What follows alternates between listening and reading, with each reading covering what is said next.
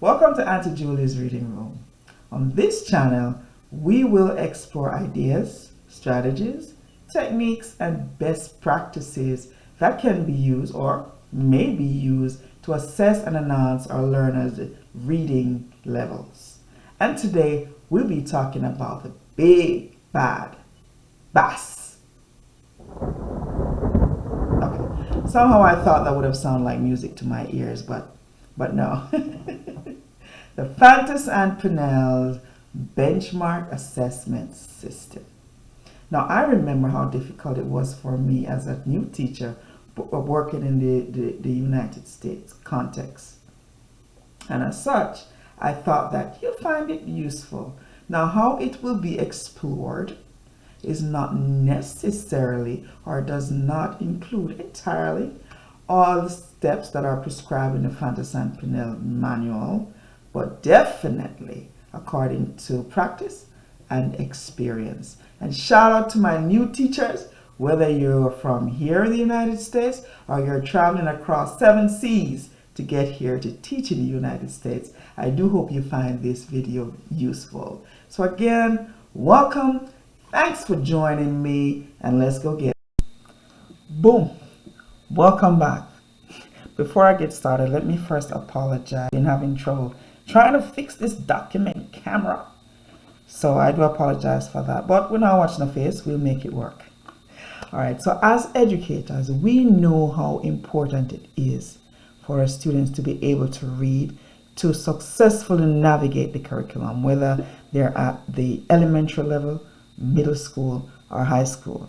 More importantly so is at the elementary school, because how well they do at reading at that level determines how successful they will be at the upper elementary, high, and middle school. We know that data drives instruction. More importantly is reading data for the students, because it helps us to prepare, to facilitate their development of reading, to make them more successful as they progress through the years. So whether you are specifically teaching English language or all the other subjects across the board, this is important for you to note. So let's get it. So in front of me, I have the Fountas Pinnell materials that you will need. Now mark you, like I told you before, and let me say this, how this will be explored is not necessarily how it is prescribed in the Fountas Pinnell's manual, but solely based on my experience of using it in a way that accurately helped me out to achieve my students' reading success.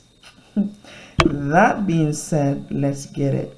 Now, in the beginning, I did find using this system very difficult because there's so many steps involved, and to use it with a class of 16 students, 18 students, 20 students, the task just never seemed friendly.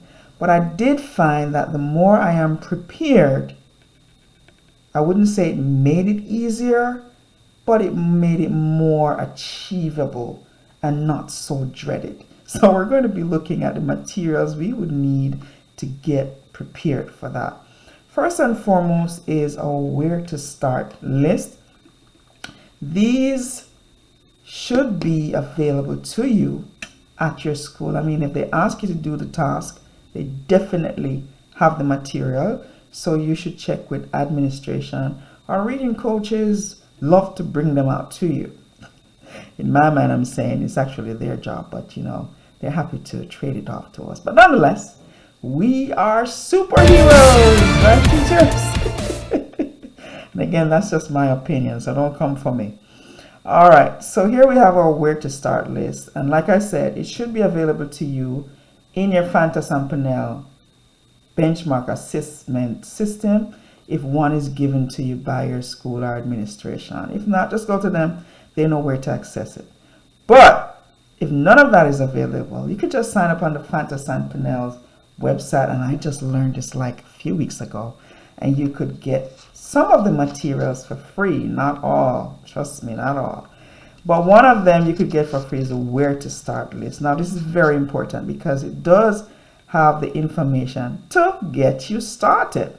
It tells you what it is about and all the things that you will need. Here, where to start word list, which is coming up, and I'll show you that in a minute.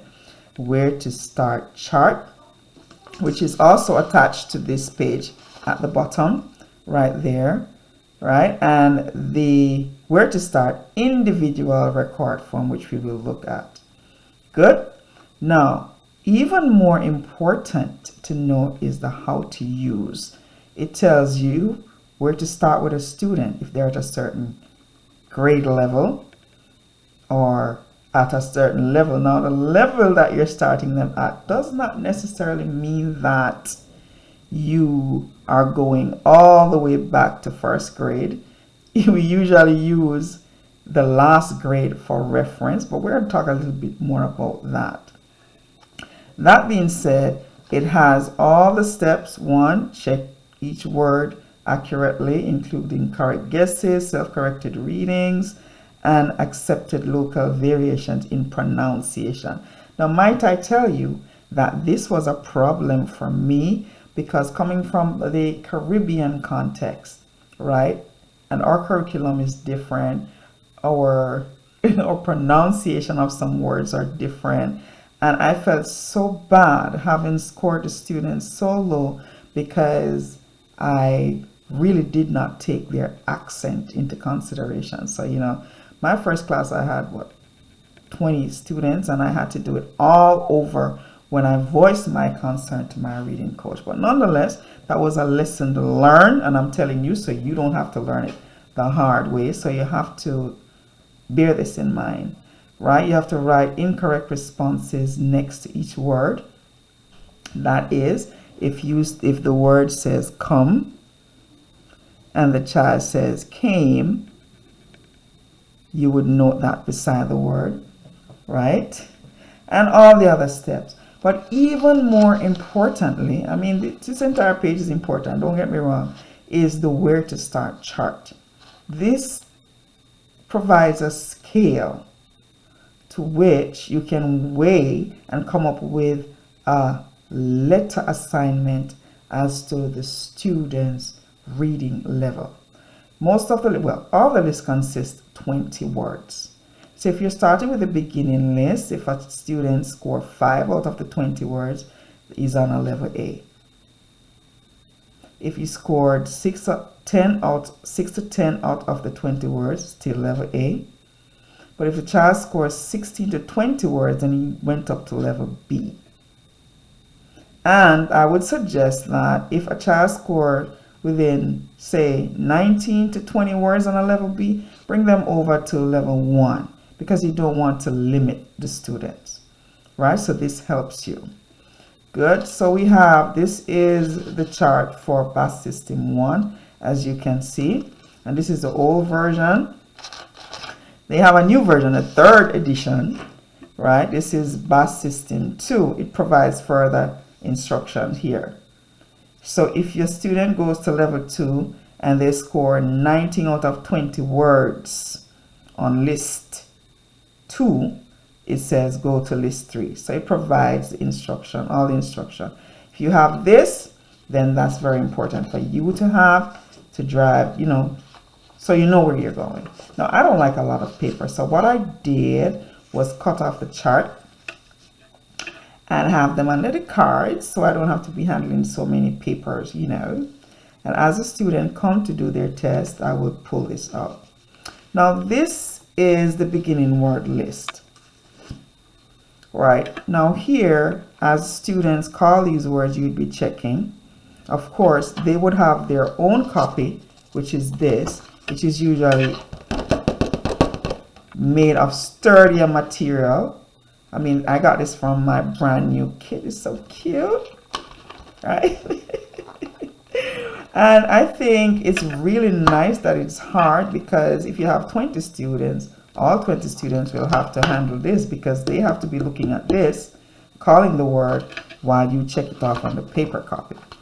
Now, for me, if I assess a student and I see that they have a level B, I don't just print off, or if by some means I've analyzed that a student is at the beginning list, I don't just print off the beginning list. I print the entire word list and form a packet.